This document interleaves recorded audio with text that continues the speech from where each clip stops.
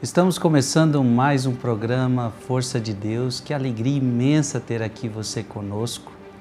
Estamos meditando as parábolas de Jesus Cristo. Olha que programa maravilhoso, um programa onde vamos ter a oportunidade de meditar todas as parábolas de Jesus Cristo. Portanto, é um programa riquíssimo de espiritualidade, de palavra de Deus. É um programa onde aprendemos muito, mas também onde Deus fala conosco. Então seja muito bem-vindo, você que nos acompanha pela TV Século XXI, pelo meu canal do YouTube, Frei Gilson / Som do Monte, pelo canal do YouTube de Dom José Francisco Falcão. Pega a sua Bíblia, porque nós estamos na parábola do vinho novo, Mateus capítulo 9, versículo 17. Não se coloca tão pouco vinho novo em odres velhos. Do contrário, os odres se rompem, o vinho se derrama e os odres se perdem. Coloca-se, porém, o vinho novo em odres novos, assim, tanto um como o outro se conservam. A gente já aprendeu que este vinho novo é Jesus, que esse vinho novo é o seu Evangelho. Já aprendemos que estes odres somos nós. Tantas coisas nós já aprendemos. Aliás, você que não viu os programas passados, vale a pena você ver e tudo fica registrado no nosso canal do YouTube. E nós terminamos o programa passado eu fazendo uma pergunta para Dom José que não deu tempo de responder. Ficamos com aquele gostinho de quero mais.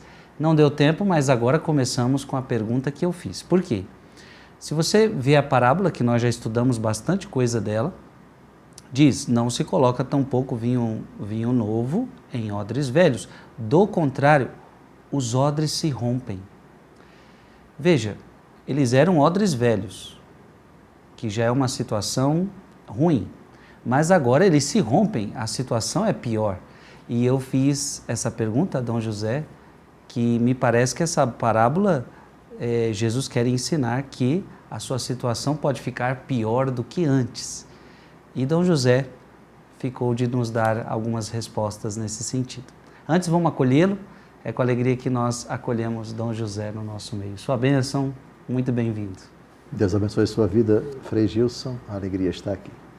Pois é, Dom José, terminamos assim o programa passado. O senhor chegou a dizer daquela citação de Pedro, né? Eu não sei se é 1 Pedro ou 2 Pedro, onde vai falar da situação que pode se tornar pior. É verdade. A associação feita pelo Frei Gilson dessa parábola com esse texto, na verdade eu escolhi dois textos, um dos lábios de Jesus, o outro do apóstolo Pedro. É a comparação da porca lavada que volta a se remover no lamaçal, na imundície, na lama. No caso de Nosso Senhor Jesus Cristo, a situação daquele que, libertando-se de um demônio, e esse vagueia pelos lugares desertos, depois ele diz, voltarei para a casa, e ao encontrá-la arrumada, ele traz consigo 7 outros espíritos. Acho que esses dois textos se aplicam, e até concordo muito com Vossa Reverendíssima, de que se o odre é velho, que está a situação, se o vinho novo é colocado dentro de um odre que é quebradiço, ele se rompe. E entre um odre quebradiço não quebrado e um odre quebrado, é lógico que o odre se quebrando, a situação fica pior. Gostei da associação. Então eu proponho primeiro que a gente vá a São Pedro, segunda carta de São Pedro, capítulo 2, versículos de 20 a 22, porque sim, realmente, a associação é bem oportuna para a parábola. Por favor, segunda carta de São Pedro, capítulo 2, versículos de 20 a 22. Com efeito, se aqueles que renunciaram às corrupções do mundo, pelo conhecimento de Jesus Cristo, nosso Senhor e Salvador, nelas se deixam de novo enredar e vencer, seu último estado torna-se pior do que o primeiro. Melhor fora não terem conhecido o caminho da justiça do que, depois de tê-lo conhecido, tornarem atrás, abandonando a lei santa que lhes foi ensinada. Aconteceu-lhes o que diz com razão o provérbio: o cão voltou ao seu vômito e a porca lavada volta a revolver-se no lamaçal. São Pedro aqui cita literalmente Provérbios 26:11, que fala apenas do cão. O cão que volta ao vômito. Mas ele acrescenta, que é dele mesmo, a porca lavada volta a revolver-se no lamaçal. O assustador de tudo isso está no final do versículo 20. Veja, a situação fica pior. É como se fosse uma lei inexorável. Ninguém brinque com a decisão de aderir a Jesus Cristo. Aderiu? Tem certeza? Está convicto? É isso mesmo que você quer? Sim, e tal. E são muitas as experiências, os fatos, os exemplos de pessoas que, abraçando Cristo, seguem o seu caminho, malgrado, de vez em quando, suas quedas, cai, se levanta, se reconcilia com Deus, mas está firmemente no caminho para a eternidade, para a perfeição, não desanima, apesar das suas fraquezas. Porém, os outros que não têm essa disposição e que voltam atrás, a situação deles se torna pior. Melhor seria, veja o que diz a carta de São Pedro, melhor seria que não abraçasse Jesus, que não se convertesse, que não desse esse passo. Aplicando a parábola, melhor seria que não recebesse o vinho. Interessante. Uma intuição interessante. É a primeira vez que eu estou vendo essa intuição. Sim, perfeito. Usando as categorias da parábola do vinho. Correto. Sim. Agora, a pergunta é por quê? Quando uma pessoa vive nas trevas, o demônio certamente tem uma influência sobre essa pessoa.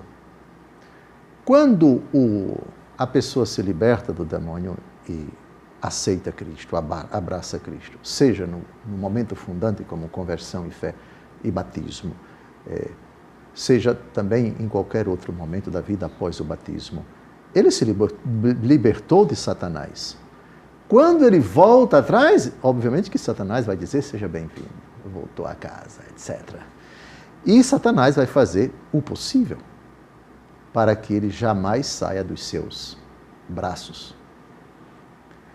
E, digamos assim, vai descarregar toda a sua carga, toda a sua força, todo o seu empenho para mantê-lo escravo, para que ele não saia jamais, para que ele não saia de novo dos seus auspícios. Sim, é a mensagem central da segunda carta de São Pedro, esse texto que acabou de ser lido. Sim, é verdade. Se aplica muito bem, porque um odre quebradiço, supondo que antes ele já foi odre novo, depois se tornou odre velho, o itinerário da vida da graça para a vida do pecado, da casa do Pai para a pocilga, se quisermos usar o itinerário da parábola do filho pródigo, e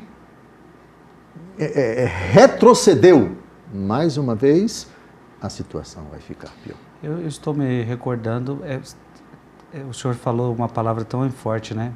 Pense bem se você quer Jesus. É por isso que no batismo se pergunta, você crê, você quer renunciar? A renovação das promessas do batismo. Ou seja, antes de você receber o batismo, você quer, você renuncia, você tem certeza do que você quer? Sim, em outras palavras, é o conteúdo das palavras antes de professar o credo, né? Creio em Deus Pai, creio. Creio em Deus Filho, creio na igreja, creio. Antes, você renuncia a Satanás, você renuncia às suas obras, você renuncia às suas seduções. Sim, é verdade. Eu vou dar uma questão um pouco, não sei se é difícil para o senhor responder agora, mas como funciona? Alguém pode estar se perguntando agora. Mas, veja, a pessoa para receber Cristo, ela tem que saber o que ela está fazendo, para não voltar atrás. Essa é a finalidade do catecumenato para quem vai receber o batismo. Isso. E essa é a finalidade da catequese de preparação para os demais sacramentos após o batismo. Certo? Agora, e no caso da criança que recebe o batismo na fé dos pais, e depois ela, pela escolha dela lá na frente, ela nega tudo isso, ou seja, como que se aplica isso? Era melhor não ter recebido, mas como eu não teria recebido se recebido dos meus pais? Ok. Bem, A resposta precisa ser dada em partes. A partir da idade da descrição, isto é, a idade, se chama idade da descrição, aquela idade a partir da qual você já tem o discernimento do bem e do mal. Sim. E, portanto, você já tem condições de cometer um pecado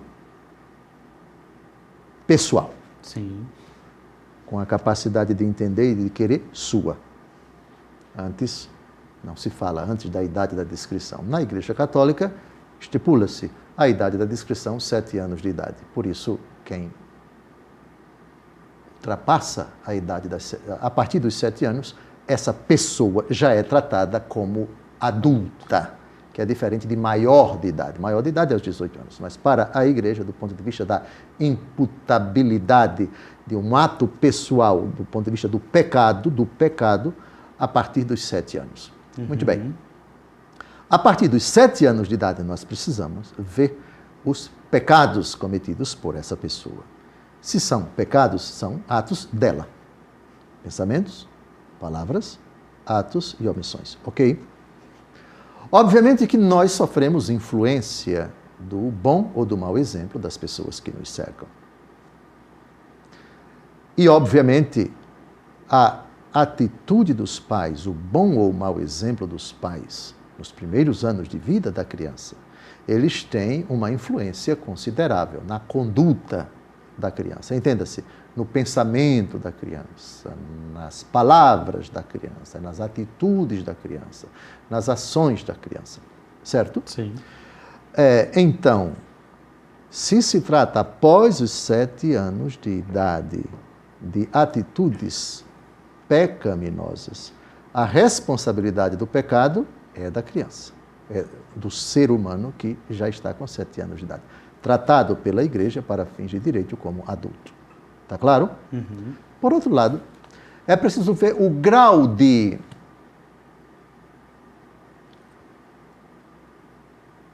responsabilidade também dos pais no desvio da conduta, no itinerário para o mundo das trevas da criança. Nesse sentido, lembrou agora, o bom do programa é que ele dispara assim, puf!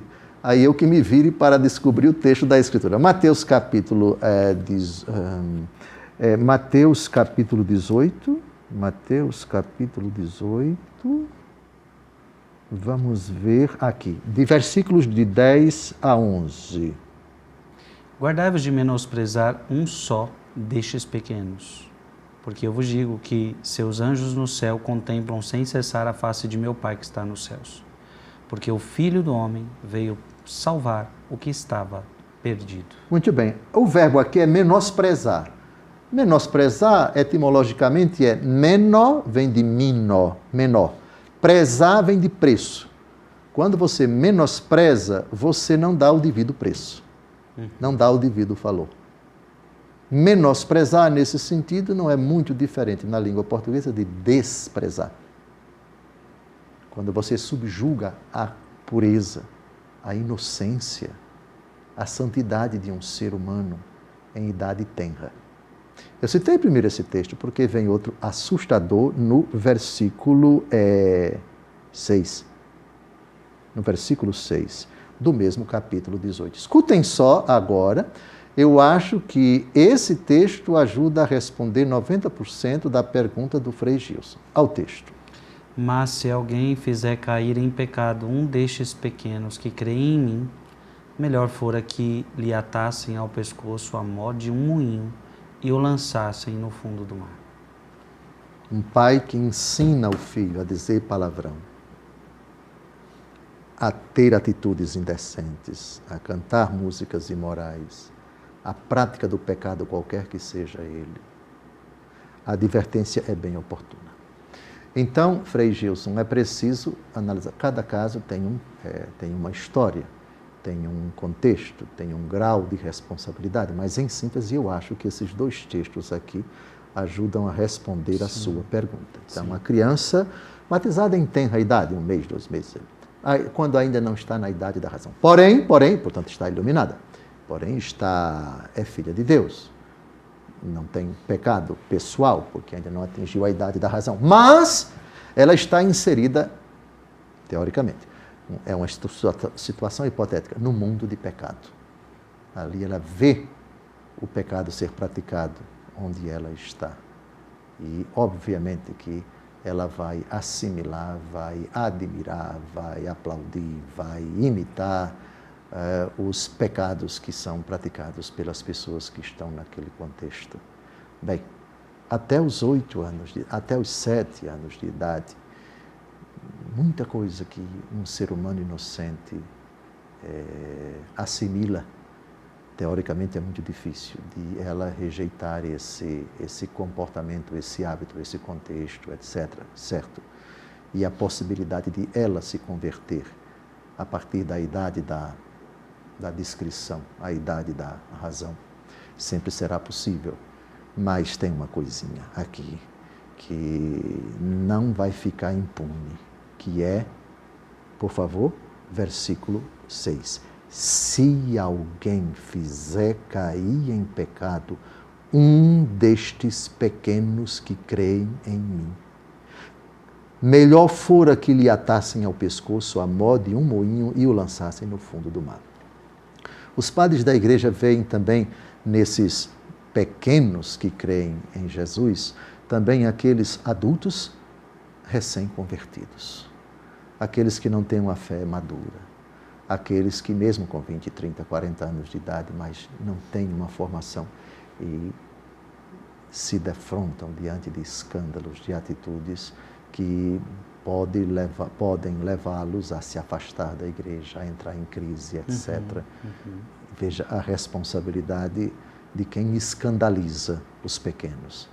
Existem os pequenos em estatura, as crianças, e existem os pequenos ainda com uma fé bem simples, não suficientemente sólida, madura, alicerçada. São textos assustadores, são textos pavorosos, mas eu digo aqui com toda simplicidade e com extrema seriedade, bem feito. Esse tipo de mal, esse tipo de escândalo não vai passar impune diante de Jesus. Muito forte, muito forte. E se alguém se questionasse, mas Dom José, se a criança se batiza e depois ela pode ir para o mundo, não querer seguir Cristo, então não é melhor deixar batizar quando adulta? Por que então batizar como criança? Pois não, eu respondo. Sobre isso eu tenho, vocês me perdoem, eu vou me conter para não cair na ironia, viu? Mas vejamos aqui, não é melhor deixar que ela chegue à idade adulta para se batizar, para ela mesma decidir se ela...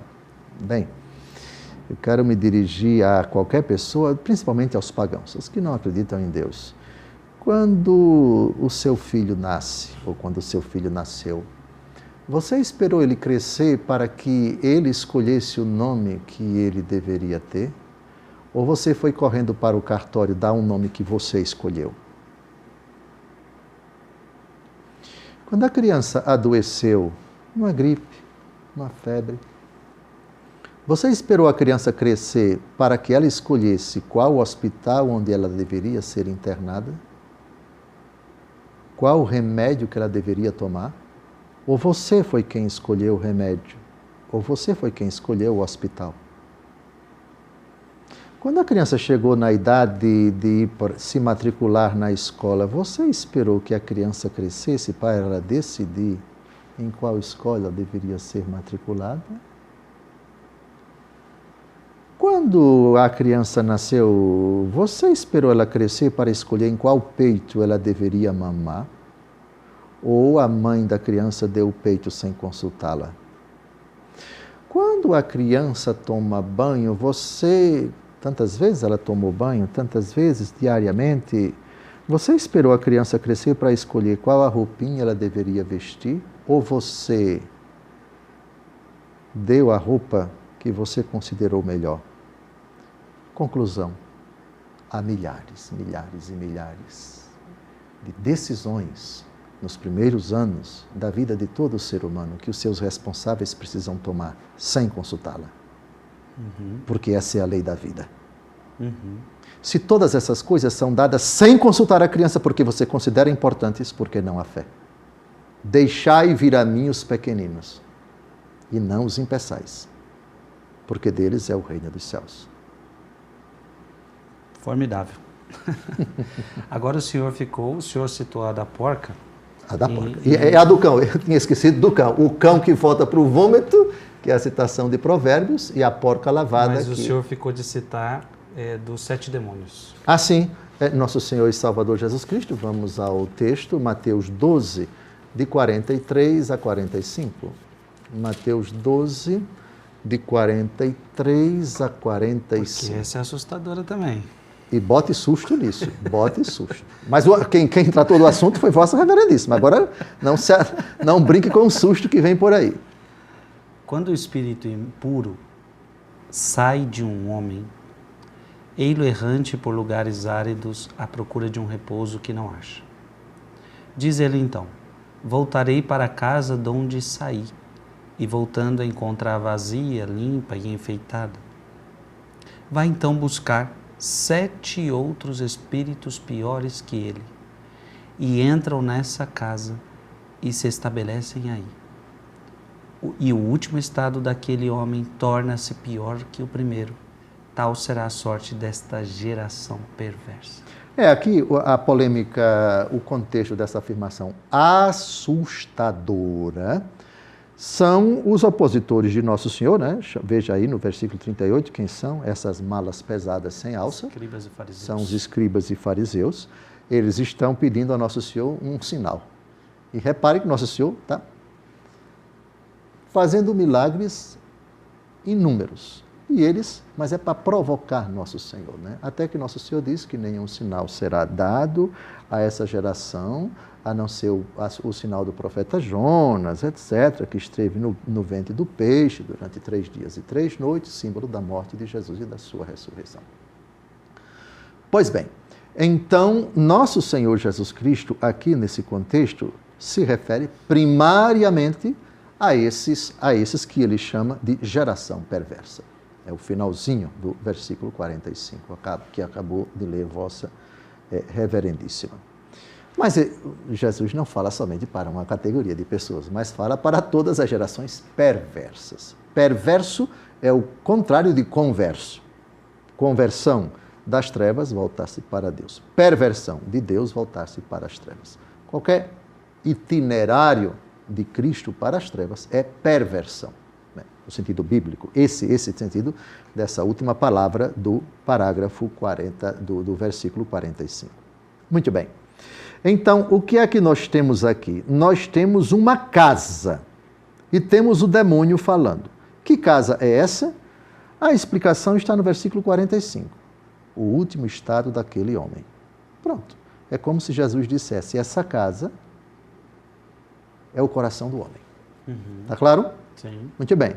Então, aqui Jesus está falando de uma condição de um povo que era de Deus, que vivia na fidelidade a Deus. Escribas e fariseus aqui representam o povo judeu. E, pelo menos eles, escribas e fariseus, no tempo de Jesus, fizeram o caminho inverso. Ao invés de continuarem o caminho para Deus, como muitos judeus piedosos, atenção, quando se fala aqui de crítica aos judeus, é preciso ver de que categoria, de que grupo de pessoas nós estamos tratando. Jesus não condenou o povo judeu como um todo, sim, mas escribas e fariseus. Aqui está o contexto. A indignação de Nosso Senhor, a profecia de Nosso Senhor chama de geração perversa, escribas e fariseus desafetos de Jesus. Está claro? Muito bem. Então, eles fizeram o caminho inverso. Então, Jesus faz essa comparação para ilustrar o itinerário de perversão desses adversários, desses desafetos de Nosso Senhor. Então, vamos então. O demônio, quando ele sai de um homem, ei-lo errante por lugares áridos à procura de um repouso que não acha. Quando o diabo não tem mais influência na vida de uma pessoa, não há espaço mais para ele na vida daquela pessoa, no coração daquela pessoa, porque esse coração agora é de Deus. Ele vaga. Sim. E sai por lugares áridos. Qual é a aridez do diabo? A aridez do diabo é não encontrar morada dentro de um coração. Porque qual é a morada que deixa o diabo feliz nesta terra? Só tem uma. O coração do homem. Nossa. Se ele não tem nenhuma influência, e não existe aridez pior para o diabo? Que é o lugar de Deus, né? Perfeito. O coração do homem é o lugar de Deus. Quando Jesus diz, eis que estou à porta e bato, se alguém abrir, olha que bonito, entrarei e cearemos juntos, eu com ele e ele comigo. Lembra de Apocalipse capítulo 3, versículo 20? Ora, Jesus entrou no meu coração, na minha vida. Não há espaço para o diabo, ok? Uhum. Se o diabo estava ali, ele saiu para Jesus entrar. Não há espaço para Jesus e o diabo no coração de uma pessoa. Então, a aridez do diabo começa quando Jesus se torna o Senhor, o dono da vida daquele coração. Não, Jesus é a minha morada, o meu coração, minha vida é só de Jesus. Então, o diabo vai para a aridez. O diabo vai para o deserto. Gente, eu vou precisar parar o senhor Fale. um pouquinho, porque nós precisamos dar um intervalo, mas o assunto está bom demais, Dom José. O senhor vai continuar, eu tenho perguntas ainda a fazer sobre este versículo. E estamos no contexto da parábola ainda. A situação fica pior, o odre pode quebrar, e a situação era pior que a primeira. Então, um breve intervalo e a gente já retorna. O assunto está bom demais.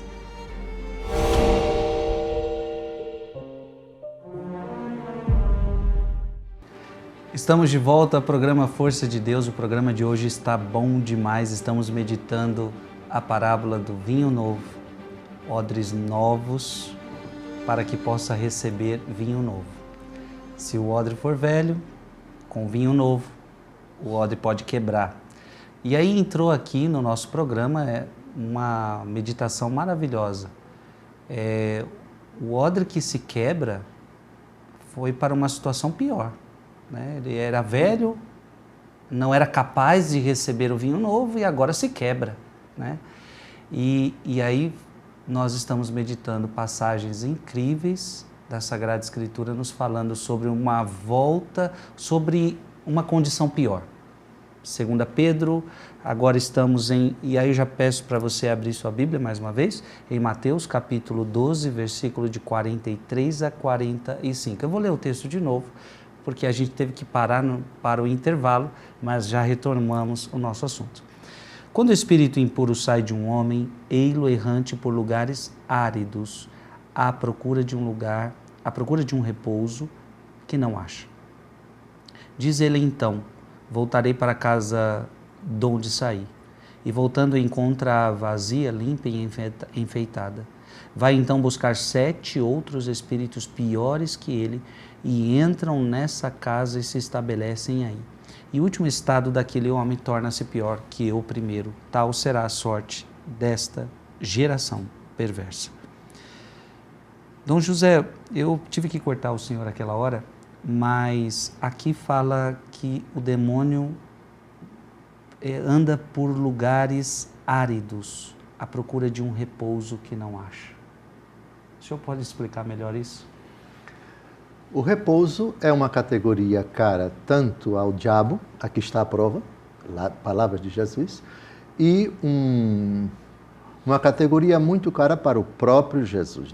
No Evangelho segundo Marcos, é dito que no episódio de Jesus acalmando a tempestade, ele está deitado, reclinado num travesseiro. O repouso de Jesus. Jesus está repousando, Jesus está dormindo. Mas o diabo também deseja fazer isso, e a única forma de ele repousar é encontrar um coração vazio da graça de Deus, vazio de oração, vazio de temor a Deus, vazio dos valores do Evangelho, vazio dessa presença descrita em Apocalipse 3:20. Eis que estou à porta e bato, se alguém abrir, entrarei e cearemos juntos, eu com ele e ele comigo. Uhum. Isso quer dizer, Jesus está dentro da minha vida, da minha alma, Jesus faz parte da minha existência, Jesus é o convidado ilustre da minha vida, não há espaço para o diabo. Então, a casa está não vazia, a casa está completa, a casa está desarrumada no sentido, isto é, está numa condição que o demônio não suporta. Ele não consegue entrar, porque Jesus está ali, porque Jesus é o Senhor da vida dessa pessoa, porque Jesus é o Senhor dos pensamentos, dos projetos, da existência, dos relacionamentos, de cada instante, de cada momento da vida da pessoa. Muito bem. Então, o demônio, não tendo onde repousar, e o repouso do diabo é um coração que o aceita, é um coração que se dobra diante dele. O demônio tem sede da alma, como Jesus tem sede. 2 frases ele pronunciou para a samaritana no capítulo 4 de São João, tenho sede, e essa frase já comentamos no programa anterior, na cruz, Jesus tem sede. Jesus tem sede, tem avidez da nossa alma, de nos dar a salvação, de transformar a nossa vida, de cancelar os nossos pecados, de ser o Senhor da nossa existência. E isso significa o demônio estar no... Não há espaço aqui, eu não tenho espaço aqui, porque se reza, porque se teme a Deus, porque se adora, porque se lê a Escritura, porque a família dele é toda dele, e eu não tenho espaço. Então, a aridez do diabo, a secura, a sede dele, é porque ele não tem onde beber, não é, da podridão do coração daquela pessoa, e não tem morada, não tem lugar, não há espaço na vida dessa pessoa, porque esse espaço está todo preenchido pelo Senhor. Bem, aí avancemos agora no versículo 43, ele errante. Errante significa está vadiando, está vagabundando, está de um lugar para o outro, não tem onde morar, é um mendigo do inferno que não tem espaço nesses corações renovados, nesses corações transformados. O repouso do diabo é um coração que o aceita, que não faz resistência a ele, que o acolhe como o Senhor da sua vida. E aqui é aquele demônio, porque tem aquela passagem de Apocalipse que os demônios não foram enviados para o inferno, mas ficam na terra. Então, por exemplo, se ele saiu, podia ir para o inferno, mas não, ele fica na terra procurando um outro coração, procurando uma outra vida para se instalar. Olha, está vendo? Ele já citou de novo Apocalipse capítulo 12, versículo 12. Então, pronto. Então vá, porque esse eu sei de cor muito bem. Apocalipse capítulo 12, versículo 12. Leia. Por isso alegrai-vos, ó céus, e todos que aí habitais, mas ó terra e mar, cuidado, porque o demônio desceu para vós cheio de grande ira, sabendo que pouco tempo lhe resta. A ira do diabo, veja, diante de uma pessoa que é de Deus, continuará sendo ira.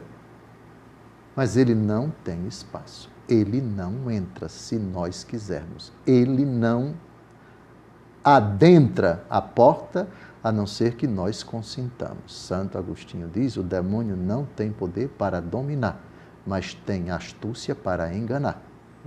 Se ele começa a ter influência na nossa vida, se ele começa a ter uma influência na vida de uma pessoa, é porque a pessoa concordou, é porque a pessoa deu espaço para ele, é porque a pessoa se deixou enganar. Avancemos agora para o versículo 44. Então ele diz, voltarei para a casa de onde saí. O demônio quer sempre voltar para a vida de uma pessoa que ele tinha influência antes de a pessoa se converter, de a pessoa expulsá-lo, de a pessoa trocar o diabo pelo Senhor Jesus. Avancemos. E voltando, encontra vazia, limpa e enfeitada. Vazia. Ele não está mais aqui. Exatamente o que eu quero. Limpa. Não encontrei aqui nada dessa história de virtude, de Bíblia, de devoção, de temor a Deus, de boa educação. Isso não é limpa sim. de pureza. Não. Limpa daquilo que ele não suporta. E enfeitada, isto é, quando é que você enfeita uma casa e deixa bem bonitinha? Para que o visitante se sinta bem. Puxa, que casa bonita. Qual é a casa enfeitada do diabo? Os vícios, os pecados. Aquilo que Jesus diz não é aquilo que entra no homem, mas aquilo que sai dele, que o torna impuro. Maus pensamentos. Lembra dessa frase? Sim, Pronto, sim. Aí está a casa enfeitada. Bem, mas avancemos, porque desgraça pouco é bobagem. Tem mais ainda. Tem mais tragédia aqui na frente, meu amigo. Vai então buscar 7 outros espíritos piores do que ele, e entram nessa casa e se estabelecem aí, e o último estado daquele homem torna-se pior que o primeiro. Aqui temos umas informações curiosas. Os demônios estão, aspas, unidos, eles são aliados. E depois, espíritos piores que ele. Tem uma hierarquia? Existe uma hierarquia, infelizmente existe uma hierarquia. Primeiro, uma hierarquia ontológica. A divisão de arcanjo, de querubim, serafim, potestade, trono, dominação, etc., e anjos da guarda, segundo a antiquíssima tradição, tem uma obra de Dionísio, São Dionísio, o Areopagita, se não me engano, é sobre a hierarquia angélica que trata exatamente disso. Sim, sim, sim. Uma consolidadíssima tradição da Igreja, Santo Tomás de Aquino também fala da hierarquia angélica. Mas também quanto a especializações de certos espíritos, com um certo fundamento na frase de Jesus, este tipo de demônio só se vence com jejum e oração. Lembra dessa frase? Lembro. Pois bem, este tipo. Especialistas em alguma coisa. Sim. O demônio da lascívia, o demônio da destruição, o demônio da vingança, o demônio do ódio. Fiquemos com a Escritura. Espíritos piores. E esse tipo de demônio. Não sabemos exatamente em que isso consiste. Vários santos identificaram esses tipos com determinadas, aspas, especializações de certos demônios, né? O demônio da lascívia, o demônio da ira. Algo que poderia ser evocado aqui, lembra quando Tiago e João foram à frente para Samaria, Jesus ia passando pela Samaria em direção a Jerusalém e eles foram à frente para pedir guarida, lembra? E aí eles disseram, não, os samaritanos não deram, porque sabiam que eles iam para Jerusalém, os samaritanos não gostavam dos judeus. E aí São Tiago e São João disse, Senhor, ordena que caia um raio para dizimá-los. Aí Jesus diz, vocês não sabem de que espírito vocês estão sendo animados. Alguns padres da igreja identificam esse espírito de vingança. Olha. Espírito de vingança. E a gente percebe isso em determinadas pessoas que quando são contrariadas, é como que uma voz surda, mas bem clara para aquela pessoa, não deixe isso por isso mesmo, se vingue, né? Prepare a vingança, prepare a rebordosa, prepare isso, aquilo outro. E aquilo fica dentro do coração da pessoa. Pode sim, o espírito de vingança, numa hora como essa, ficar mordendo, sugerindo, murmurando dentro do coração. Sim, a tradição da igreja enxerga exatamente espíritos piores do que ele. Todos os espíritos decaídos, enquanto tais, são maus. Mas dentre os maus existem os piores. Aqui está. E vai então buscar 7 outros espíritos piores que ele. E sobre isso a gente fica até perguntando, meu Deus, 7, tá? 7. Dê uma olhada agora em Lucas capítulo 8, por favor. Lucas capítulo 8. Parece que entre as mulheres que seguiam nosso Senhor, versículo 2 e 3, vamos ler uma figura amada por todos nós, uma santa da Igreja Católica, para quem Jesus apareceu pela primeira vez, segundo um dos relatos dos 4 evangelhos. Vamos ver qual foi a situação dessa nossa grande santa antes de encontrar Jesus. Ela era atormentada por quantos demônios? Vocês gravaram aí? E o demônio vai e traz quantos espíritos piores do que ele? 7. Agora escute, fique sentado, por favor. Lucas capítulo 8, de 1 a 3. Depois disso, Jesus andava pelas cidades e aldeias anunciando a boa nova do reino de Deus. Os 12 estavam com ele, como também algumas mulheres que tinham sido livradas de espíritos malignos e curadas de enfermidades. Maria, chamada Madalena, da qual tinham saído 7 demônios. Joana, mulher de Cusa, procurador de Herodes, Susana e muitas outras que o assistiram com as suas posses. Veja, todas mulheres abastadas, né? Aqui o texto diz que algumas mulheres que tinham sido livradas de espíritos malignos. Algumas mulheres. Algumas mulheres. Isso quer dizer que Nosso Senhor as livrou todas elas, uma por uma. Mas somente de Maria Madalena é que se diz que Jesus a libertou de 7 demônios. 7. Agora, volte para Mateus 12, versículo 44 e 45. Versículos 44 e 45. Diz ele então: voltarei para a casa de onde saí. E voltando, encontra vazia, limpa e enfeitada. Vai então buscar 7 outros espíritos piores que ele. E entram nessa casa e se estabelecem aí. E o último estado daquele homem torna-se pior que o primeiro.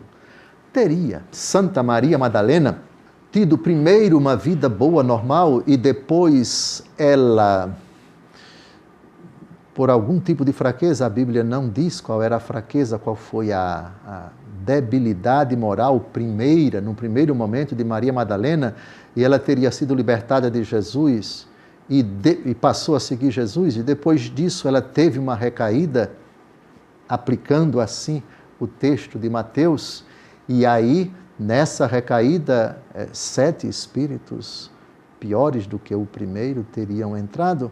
Não sabemos. Tem uma série sobre os apóstolos, sobre Jesus, não vou citar o nome dela, mas eu não assisti todos os capítulos, não. Mas parece que nessa obra, é um seriado, é uma cinematografia, mas que parece que mostra exatamente isso, esses altos e baixos de Maria Madalena. Esses 7 demônios, segundo essa série cinematográfica, teriam sido exatamente esse itinerário. Seguiu Cristo, depois recaiu, a situação dela ficou 7 vezes pior, porque o diabo, o demônio que a atormentava, trouxe consigo 7 espíritos. Não sabemos, mas também, isso não pode ser excluído.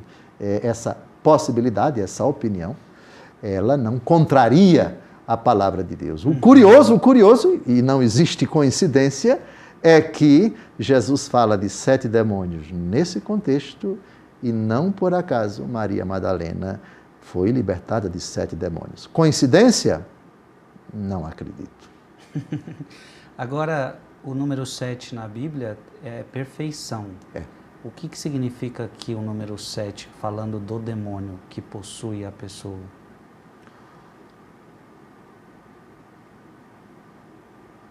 Obviamente que não significa todos os demônios, eu vou explicar por quê. Em um determinado momento, a única vez que Jesus perguntou alguma coisa ao demônio, quanto eu me recordo, qual é o teu nome? Qual foi a resposta dele? Legião. Legião. Porque somos muitos. Se você interpreta simbolicamente o número 7, você chega à perfeição, isto é, todos os demônios. Mas nós sabemos que todos os demônios e todas as categorias de demônio não são apenas 7. Eu me inclinaria por dizer que são 7 demônios. 7, o número literal. Apesar de esse número ter um forte significado bíblico de perfeição, de totalidade, de completeza. Mas diante da resposta de Satanás, legião são muitos.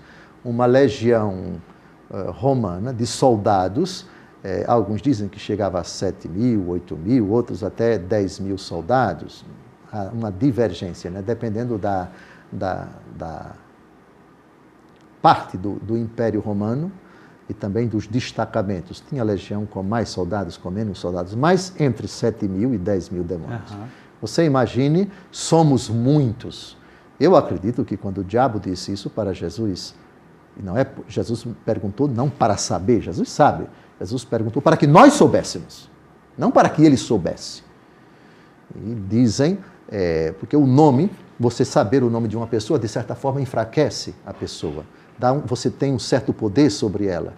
E nos exorcismos, é possível que o exorcista faça perguntas ao diabo, e uma das perguntas possíveis é que ele dê o nome, diga qual é o nome dele. Não é? Isso é o começo do enfraquecimento de Satanás na vida daquela pessoa. Então, nós temos esses dois fatos, Sim. 7 espíritos e legião. Legião é bem mais do que 7. Mas poderia pensar que 7 espíritos é que o demônio, nessa fase da vida de Maria Madalena, possuía a alma dela por completo, tipo isso? Era uma etapa onde Jesus não tinha nenhum acesso. Então, era possuída completamente Sim. pelos demônios. Sim. Em todo caso, nós temos aqui, a situação se torna pior. Sim. Porque ele veio com seus aliados, porque ele veio com mais força. Né? Então, você tem 8 contra 1, ou 7 contra 1, se você incluir aquele que antes é 1 e trouxe mais 7, enfim, traz 7 espíritos. Então, você tem uma condição de extrema agressividade, de extrema virulência de Satanás, porque ele não está sozinho, se apropriando daquela pessoa. Sim, é uma interpretação que eu acho que é plausível. A gente entrou nesse texto, Dom Falcão, o nosso tempo também está quase acabando. Mas não fuja da parábola. Não fujo da parábola. Mas a minha última pergunta sobre este texto é o seguinte. Alguém pode pensar que é um símbolo que Jesus está usando, 7 espíritos que vêm, 7 espíritos que saem, um espírito que fica vagando, é tipo uma simbologia, uma historinha, ou Jesus aqui está falando de Satanás real, de algo... Do poder das trevas. Do poder das trevas. Sim. Então aqui não podemos falar que é uma simbologia. Não. A Igreja nunca optou por esse tipo de interpretação. Se bem que, dentro da Igreja, há aqueles que dizem que a figura de Satanás é mítica. Satanás não existe. Há alguns que negam a existência do demônio. A Igreja Católica oficialmente reconhece a existência de espíritos decaídos. O demônio existe como ser espiritual, pessoal, decaído. Existem os anjos maus. Esse é o ensinamento da Bíblia e da Igreja. Ou seja, 7 espíritos pessoais. Malignos decaídos, sem dúvida alguma. Não encontrei, nenhum fundamento nesse sentido nos padres da Igreja. Nem na Escritura, nem nos padres da Igreja, nem no ensinamento oficial da Igreja. Existe o demônio, existe o diabo, existem os espíritos puros decaídos, inimigos de Deus e do gênero humano. Maravilha. Dom José, falta pouquinho tempo, mas eu creio que dá para a gente continuar o nosso estudo da parábola, que nós estamos aprofundando muito. Ela aqui é o vaso quebrado. O odre. O odre quebrado, que a situação ficou feia, né? Se quebrou os odres. O senhor está nos trazendo vários padres da Igreja, não sei, eu creio que dá tempo de trazer São Cromácio de Aquileia. Aquileia é uma cidade do norte da Itália, ali já pertinho, não sei se da Suíça, Suíça, lá no extremo norte. Ele viveu dos anos 345 ao ano 406. Portanto, ele morreu com... De 345, você tem 61 anos, né? Mais ou menos, 61 anos. Bem, São Cromácio de Aquileia, a interpretação dele para a parábola. É claro, segundo o que foi dito pelo Senhor, que se coloca vinho novo em odres velhos, perdem-se um e outro, já que, devido à sua antiguidade, os odres velhos não podem conter o ardor do vinho novo. Esta comparação se refere aos homens sem fé, que vivem segundo o antigo modo de vida, como odres velhos, enquanto o vinho novo significa a graça nova do Espírito Santo. Por isso, quando os apóstolos estavam cheios do Espírito Santo, diziam deles que estavam ébrios, ou seja, embriagados, pelo vinho. O que diz o Senhor? Não se coloca tampouco vinho novo em odres velhos, do contrário, os odres se rompem, o vinho se derrama e os odres se perdem, mostra claramente que aqueles que permanecem no antigo modo de agir. Incrédulos e carentes de fé não podem alcançar esta graça nova do Espírito Santo. Isto se cumpriu de modo especial nos judeus que, ao viver de acordo com a antiga letra e segundo o antigo pecado, não puderam receber a graça do novo nascimento e o dom do Espírito Santo. Por outro lado, os odres novos, nos quais diz que deve colocar o vinho novo, para que se conservem um e outro, significam os homens que creem. Estes, renovados pelo nascimento do céu e a graça de Cristo, acolhendo em si o vinho novo, isto é, o dom do Espírito Santo, conservam íntegra e inviolada a fé que lhes foi transmitida. Fecha aspas. Um pouco longo, mas muito bonito no meu entendimento. Veja que São Cromácio está na linha dos padres da Igreja que aqui já tratamos, Santo Agostinho, São Pedro Crisólogo e São Gregório de Nissa. Aí a gente vai percebendo, em várias partes do mundo, você tem bispos que, alguns deles nunca se conheceram, porque viveram em épocas diferentes, ou se viveram na mesma época em lugares bastante distantes, um aqui na África, outro na Ásia, outro na Europa, outro no Oriente Médio e assim por diante. Mas, ao escreverem, ao interpretarem, as interpretações batendo. Nenhuma conflitua a outra, né? Maravilhoso. Porque se o senhor falou que o vinho novo era Jesus, aqui fala que é o Espírito Santo, mas o Espírito Santo é Deus? Com o Pai e com o Filho, sim, é verdade. E eles são um só. É verdade. E o bonito aqui é que cumpre a parábola, né?